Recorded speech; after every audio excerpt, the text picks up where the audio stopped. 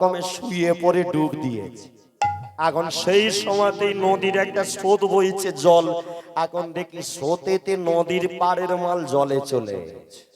এখন যখন উঠবে তো উঠবে, ঠাকুমা মাতার কাছে পায়খানা গেছে, তখনই ঠাকুমা উঠে দাঁড়িয়েছে। আমি বলি ঠাকুমা তোমার সাদা চুল হলুদ হয়ে গেল, নোংরা হয়ে গেল।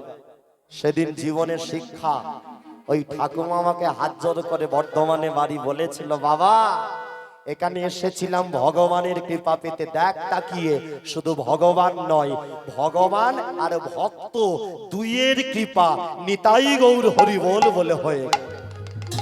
মন্দিরে যখন জগন্নাথের মন্দিরে যাই, মহাপ্রসাদ মেঝেতে পড়ে গেলে তুলে খেয়েও নি, আবার সেটাতে মাথায় গায়ে আমরা মেখেও।